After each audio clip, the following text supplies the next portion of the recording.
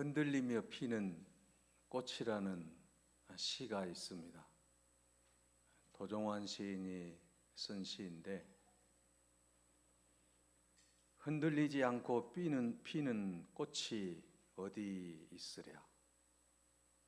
이 세상의 그 어떤 아름다운 꽃들도 흔들리면서 피었나니, 젖지 않고 피는 꽃이 어디 있으랴. 이 세상 그 어떤 빛나는 꽃들도 다 젖으며 피었나니, 바람과 비에 젖으며 꽃잎 따뜻하게 피었나니, 젖지 않고 가는 삶이 어디 있으랴. 여러분, 아름다운 꽃을 피기까지는 흔들리며 핀다라고 하는 거죠.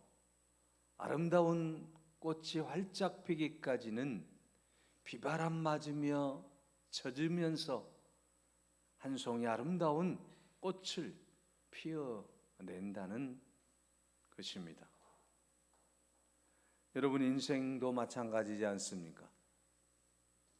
고통 없이, 흔들림 없이, 비바람 맞지 않고 좋은 날만 있습니까? 햇볕 짱쨍 쬐이는 그런 아름다운 날만 있습니까? 그렇지 않다라고 하는 겁니다. 오늘 우리가 인생의 꽃을 피우기 위해서는 수많은 고통과 수많은 아픔과 수많은 실패와 수많은 좌절들이 우리 가운데도 펼쳐질 수 있다라는 것입니다. 그래서 여러분, 오늘 본문은 고통의 문제를 다루고 있습니다. 본문의 주인공 사도 바울에게는 고통이 있었습니다. 그는 이 고통을 해결해 달라고 하나님 앞에 3번이나 기도를 했습니다. 여러분, 여기서 3번을 기도했다라고 하는 말은 단순히 3번 기도하고 말았다, 그런 뜻이 아니라고 하는 것입니다. 3번이라고 하는 것은 이 문제를 놓고 특별 기도를 했다라고 하는 겁니다. 이 문제를 놓고 시시때때로 기도했다라고 하는 것입니다. 한두 번이 아니라 그가 성전에 오를 때마다 기도했을 것 아니겠습니까? 여러분, 사도 바울이 이처럼 기도했는데 응답이 없습니다. 여러분, 우리는 이 장면에서 우리도 선뜻 납득이 가지 않는 그러한 생각이 들어갈 수 있습니다. 왜냐하면 바울이 누굽니까? 하나님 앞에서 자기를 전적으로 희생하고 헌신하겠다라고 다짐했던 사람 아닙니까? 자기가 가지고 있는 모든 것을 배설물로 여기며 오직 예수 그리스도의 복음을 위해서 헌신하고 수고하겠다라고 그렇게 각오했던 사람 아닙니까? 그런데 하나님께서 다른 사람은 몰라도 그래도 사도 바울에게만큼은 그의 기도를 들어줘야 되는 것 아니겠습니까? 그런데 여러분, 우리의 믿음의 상식이 지금 통하지 않는 그러한 일이 벌어졌다라고 하는 것입니다. 여러분, 우리가 예수 믿고 하나님의 은혜 가운데 잘 되고 복을 받으면 모두가 다 박수치고 좋아할 수 있지만 그렇지 않을 수도 있다라는 말씀입니다. 사실 여러분, 우리가 이 세상을 살아가면서 여러 가지 어려움을 겪을 수 있다라고 하는 것을 알 수가 있습니다. 여러분, 사도 바울도 여러 가지 어려운 일들이 있었다라고 하는 것입니다. 그런데 여러분, 오늘 본문의 말씀을 통해 사도 바울이 하나님 앞에 간절히 기도할 때 그래도 사도 바울의 기도 정도는 하나님 들어주셔야 되지 않습니까? 이렇게 우리가 하나님께 항변할 수 있다라고 하는 것이죠. 하나님, 사도 바울에게 부귀가 없다라고 할지라도 건강만큼은 주셔야 되지 않았습니까? 하나님, 사도 바울에게 명예가, 세상적인 명예가 없을지라도 가정이라도 주셔야 되지 않겠습니까? 그런데 여러분, 바울에게 오는 것은 무엇입니까? 고통이었습니다. 고난이었습니다. 아픔이었습니다. 당연히 복을 받아야 할 것 같은데 일반적인 복이 그에게 주어지지 않았다라고 하는 것입니다. 가정도 없습니다. 그렇다고 건강도 없습니다. 일반적으로 말하는 세상적인 그런 복이 그에게는 없었습니다. 칭찬 대신에 많은 비난을 받아야 했습니다. 동족의 오해가 있었습니다. 친구들의 오해가 있었습니다. 교회 성도들의 오해가 있었습니다.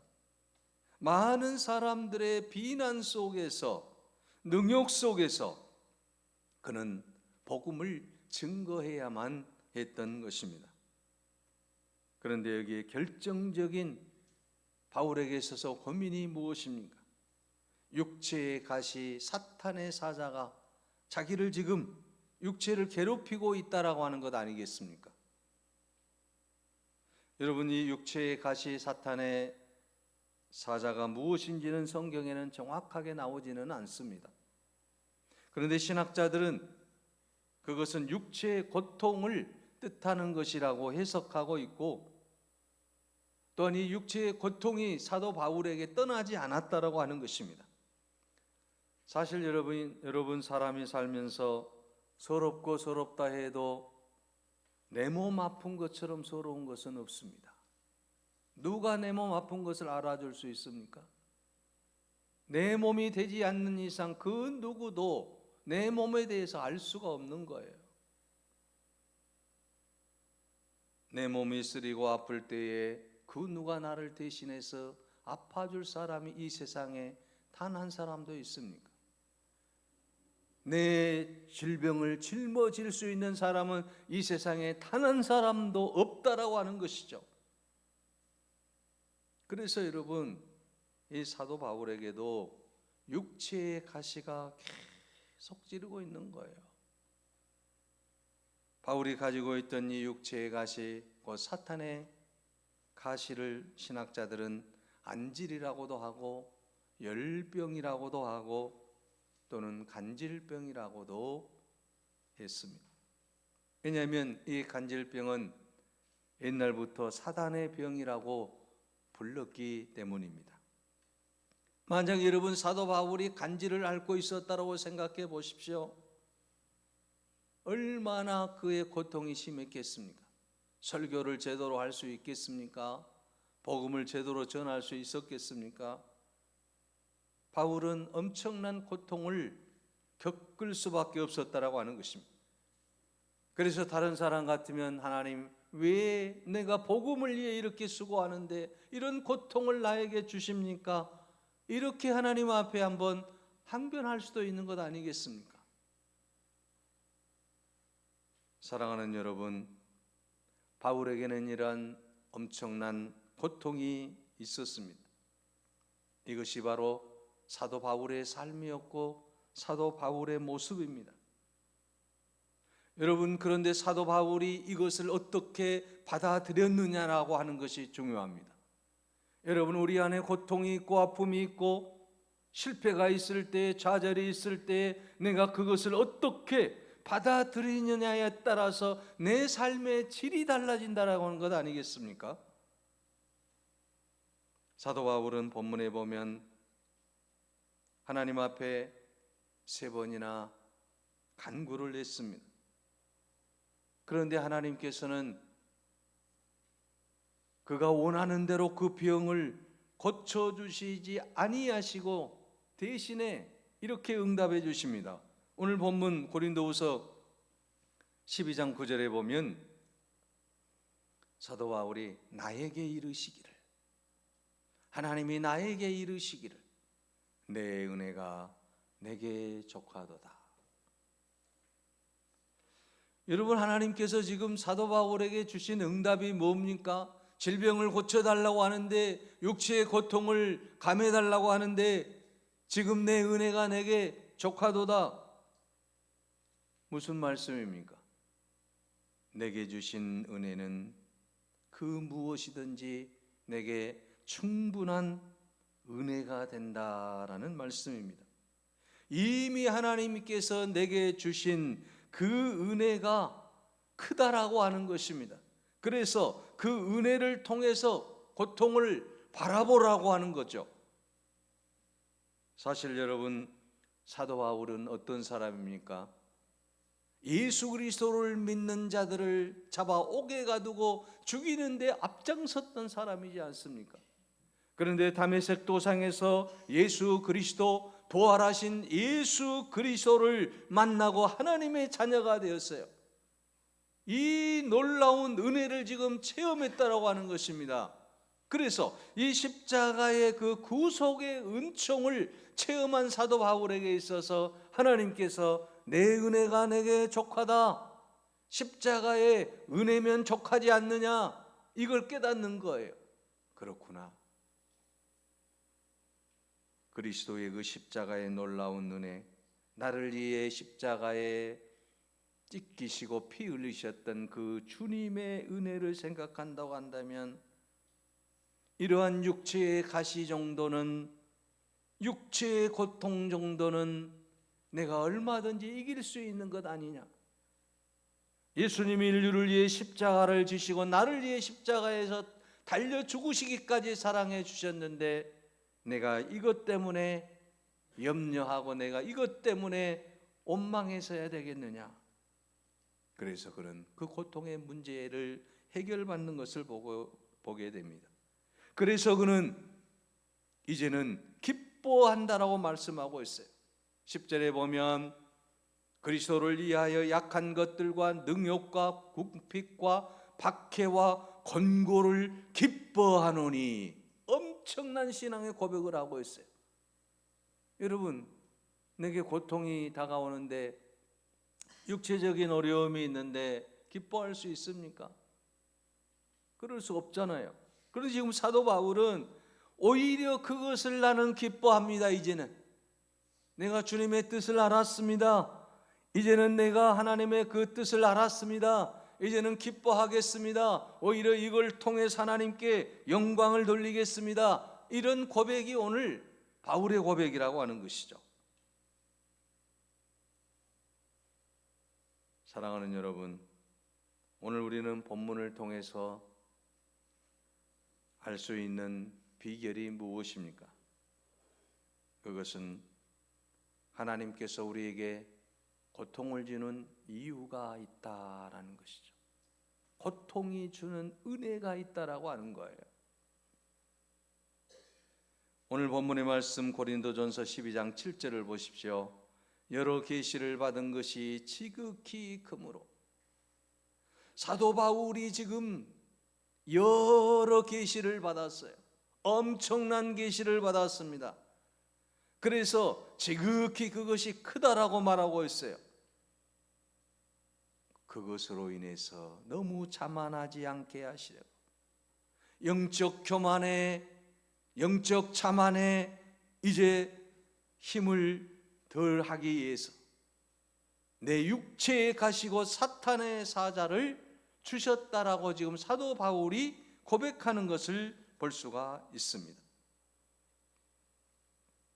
하나님께서 자신을 훈련시키시기 위해서 제어하는 방법으로 바로 이 고통을 주셨다라는 것입니다. 그러므로 오늘 우리는 본문의 말씀을 통해서 다시 한번 사도 바울의 고백이 우리의 고백이 되시기를 바랍니다. 하나님의 은혜를 우리가 듬뿍 받고, 하나님의 계시를 듬뿍 받고, 이제는 그 놀라운 하나님의 은혜 안에서 사는 사람들은 자만하지 않게 하기 위해서, 교만하지 않게 하기 위해서, 오만하지 않게 하기 위해서 이런 고통이 주어질 수 있다라는 말씀인 것입니다. 사실 여러분, 사도 바울은 자신이 교만해지려고 하면 엄청나게 교만해질 수 있는 사람 아닙니까? 여러 계시를 받았어요. 3층전에까지 갔다 왔어요. 여러분, 병자들을 살려냈습니다. 엄청난 능력이 그에게 있었어요. 그래서 모든 사람이 그를 영웅화시킬 수 있는, 또 자기 자신이 스스로 그렇게 자랑할 수 있는 사람이지 않습니까? 그런데 바울은 그 모든 것들, 자랑할 수 있는 그 모든 것들로 인해서 자기 자신이 교만해지고 오만해질 수 있기 때문에, 자고해질 수 있기 때문에, 그렇게 하지 않게 하기 위해서 하나님께서 지금 고난을, 고통을 허락하셨다라고 그가 고백하고 있는 것입니다. 사랑하는 여러분, 오늘 우리가 우리의 삶 속에서 내가 잘 되기만 한다고 한다면 엄청난 교만이 우리 가운데 넘쳐나게 될 수밖에 없는 것 아니겠습니까? 그래서 하나님은 우리가 교만해지지 못하게 하기 위해서 여러 가지 방법을 사용하셨는데, 사도 바울에게는 바로 육지의 가시를 허락하셨다라고 하는 거예요. 여러분, 우리가 타고 다니는 자동차도 보십시오. 엑셀레이터가 있고 브레이크가 있어요. 자동차에 있어서 가장 중요한 기능이에요. 나아가게 하는, 출발하게 하는, 목적지를 향해 가게 할 수 있는 이 엑셀레이터와, 그리고 어느 순간에는 쉬어야 되는, 정지할 수 있는 브레이크가 있습니다. 만약에 여러분 브레이크가 없는 엑셀레이터만 달린 자동차를 타고 간다고 생각해 보십시오. 인생의 엑셀레이터만 달려가지고 계속 밟고 달려만 간다고 생각해 보십시오. 어떻게 되겠습니까? 결국은 문제가 발생하는 거 아니겠습니까? 교통사고가 날 수밖에 없는 것 아니겠습니까? 멈출 때는 멈춰야 되는 것입니다. 정지 신호가 있을 때는 정지해야 되는 거예요. 그래서 브레이크가 필요한 거예요. 우리 인생도 마찬가지입니다. 오늘 우리가 여러분 교만의 엑셀레이터를 계속 밟게 되면 그것으로 인해서 우리는 멸망할 수밖에 없는 것입니다. 그래서 인생의 교만을 완전히 정지시킬 수 있는 브레이크가 있어야 되는데, 그 브레이크가 뭐냐? 바로 우리의 약점이나 또는 우리의 육체의 가시라고 하는 거죠. 사도 바울은 그래서 그 모든 고난을 이겨낼 수 있게 되었다라고 하는 것입니다. 누터는 말합니다. 시련이 없고 모든 것이 순조로울 때가 가장 위험한 때라고 말입니다. 왜냐하면 그때 인간은 하나님의 은혜를 망각하고 세상의 유혹을 받기 때문이라는 것입니다. 그래서 여러분, 시련 없는 평안은 참 위험한 삶이 될 수밖에 없고, 가시가 없는 인생도 위험할 수밖에 없고, 그래서 가시가 있는 인생인 하나님께 가까이 나가게 되는 도구가 된다라는 것입니다. 하나님께서 여러분 우리에게 고통을 주신 이유가 무엇입니까? 여러분이 안고 있는 고통이 무엇입니까? 오늘 본문의 말씀 고린도후서 12장 10절을 보십시오. 약할 때 강하게 만드시기 위한 하나님의 배려라는 것입니다. 내가 그리스도를 위하여 이제 약한 것들과 능욕과 궁핍과 박해와 곤고를 기뻐하는 이는 내가 약한 그때의 강함이라고 말씀하고 있습니다. 약점을 강점으로 사용하게 하시는 하나님의 놀라운 은혜가 바로 오늘 본문 말씀에 나타나고 있는 것입니다. 약점이 강점이 되게 할 수 있는 그 도구가 무엇입니까? 바로 그것이 이 모든 인생의 고통과 또한 아픔이라고 하는 것이죠. 이것을 통해서 오히려 이 약점이 강하게 만들어지게 된다라는 말씀인 것입니다. 여러분, 사실 육체적인 약점 때문에, 그 어려움 때문에 엄청난 업적을 남긴 사람들이 얼마나 많이 있는지 모릅니다. 파우스트를 쓴 괴테라고 하는 사람은 시력이 나빠지면서 더욱 정신력에 연마해서 위대한 작품을 만들게 되었던 것 아닙니까? 모차르트나 베토벤도 청각장애를 앓았습니다. 그래서 더욱 아름다운 소리에 매진할 수 있었던 것 아니겠습니까? 손자는 당근형을 받고 절름발이가 된 후에 앉아서 손자병법을 썼다라고 하는 것 아니겠습니까? 우리가 잘 아는 명작 실라고는 밀턴이 42세에 한쪽 눈을 실명하고 2년 후에 다른 한쪽 눈도 실명하고 아내는 떠나가고 그러한 어려운 고통 속에서 그 유명한 실라곤이라고 하는 작품을 만들어냈다라는 것입니다. 이처럼 여러분, 고통이 주는 은혜는 말로 다 할 수 없다라는 것입니다. 그래서 오늘 본문 말씀 고린도후서 12장 9절 말씀을 보십시오. 여러 계시를 받는 것이 지극히 크므로 너무 자만하지 않게 하시려고 내 육체에 가시고 사탄을 주셨으니 이는 나를 쳐서 너무 자만하지 않게 하려 하심이다 라고 말씀하고 있습니다. 자만하지 않게 하기 위해서 여러분 9절 말씀에 분명하게 말씀하고 있는 말씀은 무슨 말씀입니까? 하반절에 보면 나의 여러 약한 것들에 대하여 자랑하리니 이는 그리스도의 능력이 내게 머물게 하려 함이니라. 여러분, 고통이 주는 은혜가 무엇입니까? 예수 그리스도의 능력이 내 안에 머물게 되는 놀라운 역사가 일어난다라고 하는 것입니다. 그러므로 여러분, 오늘 우리에게 있는 그 모든 고통은 예수 그리스도의 능력이 머무는 통로라고 하는 사실을 잊지 마시기를 바랍니다. 여러분, 베드로는 엄청 당당한 사람입니다. 베드로가 여러분, 예수님께서 이제 십자가를 앞두고 체포당하시기 전에 제자들에게 베드로야, 내가 나를 3번 부인하리라 하고 말씀합니다. 그때 베드로가 당당하게 예수님, 다른 제자는 몰라도 나는 주님을 부인하지 않겠습니다. 다른 제자는 몰라도 나는 주님만을 사랑하겠습니다. 절대로 주님을 떠나지 않겠습니다. 당당하게 외쳤던 이 베드로가 닭 울기 전에 예수님을 3번이나 부인하지 않습니까? 그러면서 그가 깨닫는 게 뭡니까?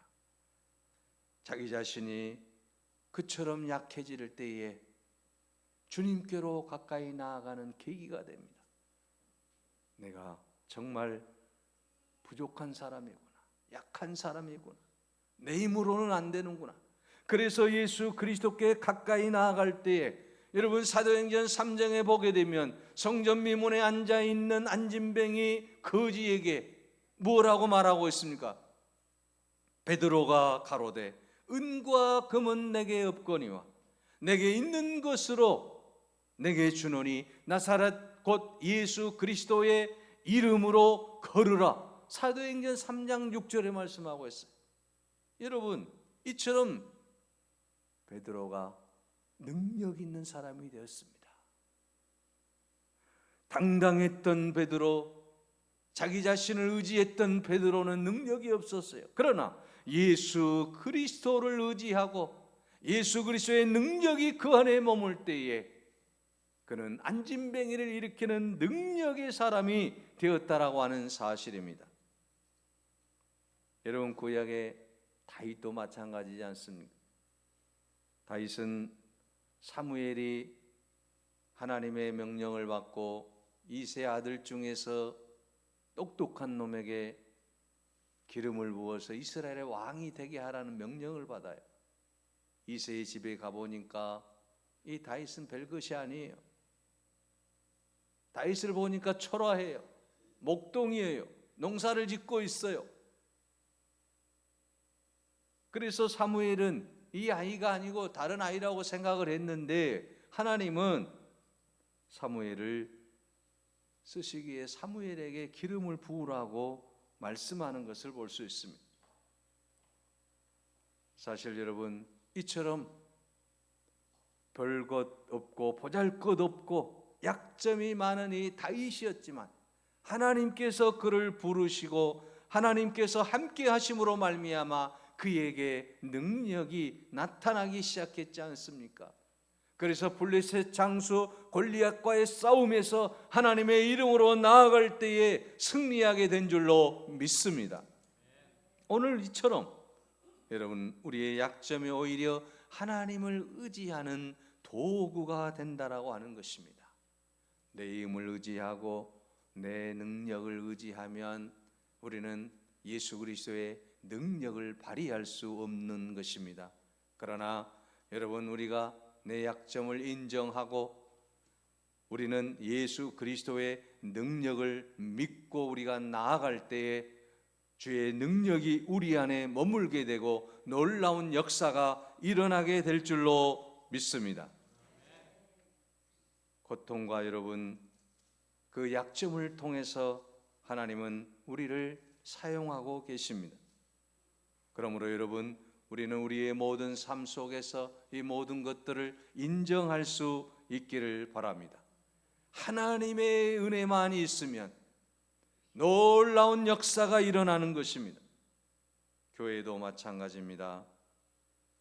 연약함이 있고 실수가 있지만 여러분, 하나님의 은혜가 있으면 교회는 성장하게 되고 부흥하게 되는 거 아니겠습니까? 힘이 없고 능력이 없는 것 같지만 하나님이 함께 하시면 부흥하게 되고 성장하게 되고 놀라운 역사를 이루는 교회가 되는 것입니다. 개인도 마찬가지입니다.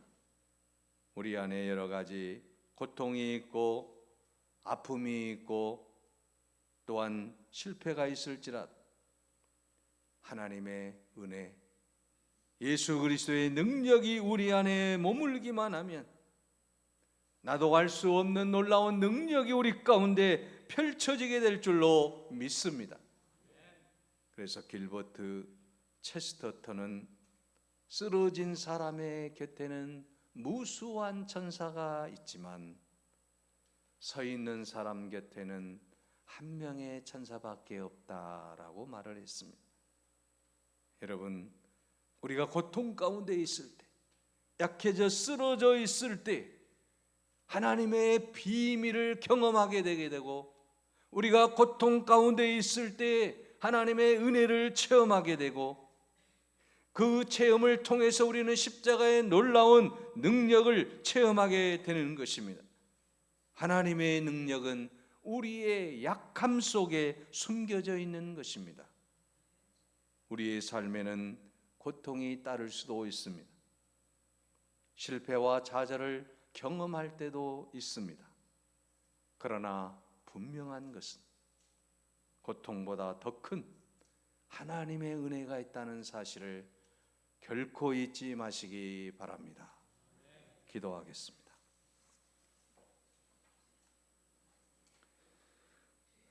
사랑과 은혜가 풍성하신 하나님, 하나님의 은혜만 있으면 우리는 모든 것을 이겨낼 수 있음을 믿습니다. 인생을 살아가면서 우리에게 여러 가지 고통과 여러 가지 아픔이 있지만 하나님의 은혜로 이 모든 것들을 이겨낼 수 있음을 감사합니다. 아버지 하나님, 우리의 약점, 우리의 고통, 우리의 고난, 우리의 괴로움, 우리의 슬픔, 이 모든 것들 우리 주 예수 그리스도의 이름으로 이기게 하여 주시옵소서. 그리스도의 능력이 우리 안에 거하는 은총을 체험하게 하여 주시옵소서.